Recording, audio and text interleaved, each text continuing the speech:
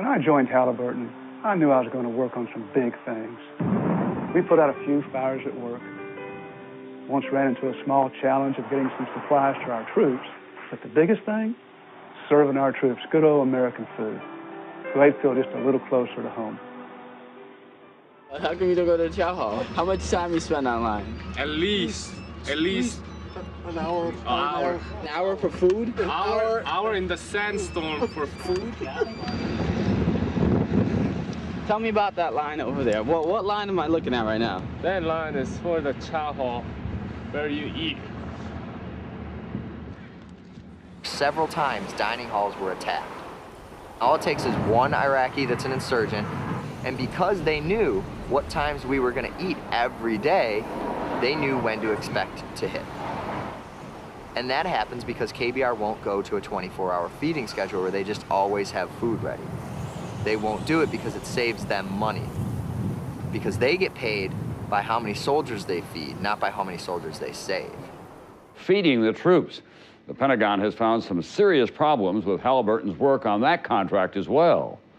Pentagon auditors found that a Halliburton contract to provide food and housing for American troops had a staggering $1.8 billion in unsupported costs.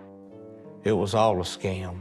Halliburton was charging $45 for a six-pack can of like Coke or Pepsi that they give us and the military free in the mess hall.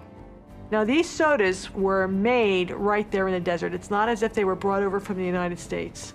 These sodas were made with Arabic wraps, you know, Coca-Cola, Pepsi-Cola, whatever, right there in the desert. So it's not as if they had an exorbitant transportation rate. They had the little mobile units that we had to put our clothes in, like a net duffel bag.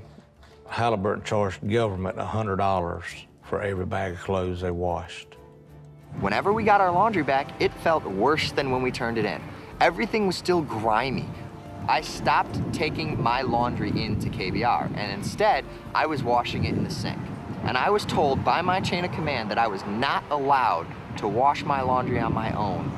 I had to take it to KBR to have it washed, even though we all knew that they were doing a horrible job because they get $99 a bag for a bag of laundry that I could do at home for $3. A legal way of stealing from the government or taxpayers' money. The Pentagon audit released last night that found the company is overcharging taxpayers. Halliburton Company billed taxpayers for its contract work in Iraq. It is your money that's being used. These contracts are managed under a system called Cost Plus, which is the opposite of trying to save money. It guarantees that everything that you buy will be paid back and reimbursed if it's seen as justified, and you'll be given a profit in addition. A cost-plus arrangement that critics say leaves little incentive to save. The more taxpayer dollars Halliburton spends, the more Halliburton makes.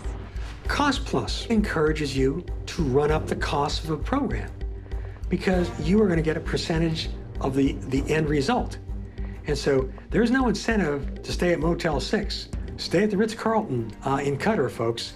The place that they chose for orientation in Kuwait was a huge resort set right on the ocean. Had, I think, 3 swimming pools.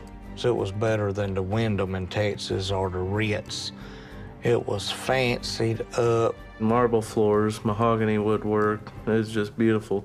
They had sea-doos, jet skis they could use. You could go and rent wave runners and go out and play in the water. We were renting wave runners, and we got paid by the hour to do it. I was told this: don't question it, enjoy it. Several government agencies are currently investigating if Halliburton overcharged for work already completed in Iraq. They had 5-star meals catered in every day. It was so lavish. Rows of vegetable platters, beef platters, fish platters. It's a cost-plus contract. KBR looked at it, the more money we spend, that's more money we get in our pockets. We had it made over there compared to the military. I mean, those guys were living in tents, and we had air-conditioned private hooches. The tents that we were staying in were completely moldy, and everybody was getting sick with respiratory infections. They're getting paid millions of dollars. Why can't they even give us a tent that doesn't make us sick to live in it? The soldiers are sleeping on these little cots out in the middle of the desert. why these KBR executives are driving these $40,000 vehicles. They and their secretaries are driving at least a $30,000 to $40,000 vehicle. This secretary lives in this complex, eats her meals in this complex, has her laundry delivered to her, has no reason to go anywhere at any time, but has a brand new, top-of-the-line Ford or Chevy pickup with everything imaginable on it that you could put on it. Chrome rims and leather interior and CD players and all these extra amenities that, you don't really need in wartime. Why do they need an H2 Hummer? Why do they have Cadillac Escalades in Iraq for Halliburton managers? What is the purpose? One invoice that I saw was for about $7,000 for 1 month for a SUV on a lease. It was a 3-year contract. Comes up to roughly $250,000.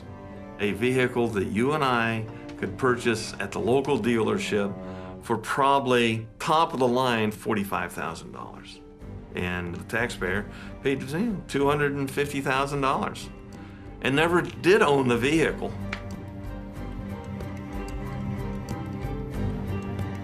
They got the wrong equipment, ordered the wrong stuff, computers stealing boxes, new vehicles. They'd push them out in what they called burn pits. And they just set it on fire, claim it as a loss, get more money for the right equipment or the right stuff they needed. Why would you need to order somebody else's wrong equipment just because somebody pays you to do it? And you burn it and destroy it. You got brand new trucks over there, and there's not even oil filters. So when the motor blows, what do? Buy a new truck and bill the government. $75,000 truck. They wouldn't even have a spare tire to fit it, and we had to blow it up. And they didn't care Halliburton did because the government's paying for it. We knew that every day that a vehicle broke down, we would have to destroy it. And these are maybe $80,000 vehicles, maybe $100,000. They're expensive trucks. We're burning fuel in front of Iraqi people. We're not really doing anything to help, and we just have to follow the orders. As a truck driver in the mail department, they'd send me to these camps with 1 bag of mail. That's risking my life just to deliver 1 bag of mail. Escort entire convoys where every flatbed truck was empty. The allegations come from 12 truckers complaining that the company was wasting government money by running empty trucks on the convoys and billing the government for them. And it seems senseless to travel up and down the road and taking a chance of losing your life when there wasn't no purpose in it. When you went up empty and you come back empty. The allegation. I went to make a better life for my family. I always have a roof over their head and not have to worry about where their next meal's coming from. It wasn't that fun with him gone. We missed him and all that stuff. I couldn't do stuff with him. Didn't have anybody to throw a baseball with, did you? Or to go take you fishing. Your mom was scared you'd fall in and get drowned, wouldn't she? Yeah. I went over there and I got my health messed up and got shot, bricked, knocked out, and everything else. I felt like not only I can make a decent living for my family and better myself, but I'll be doing something for my country, you know what I'm saying? I'm supplying the military and these guys where they can eat and help fight when we have to. But then, you're looking and you're going up and down the road empty. Halliburton's charging the government for every camp they go by. And your buddy's getting killed for no cause at all. Not even as much as a Band-Aid on the truck. That's how Halliburton was making their killing, making their money. Is a legal way of stealing from the American citizen and the military.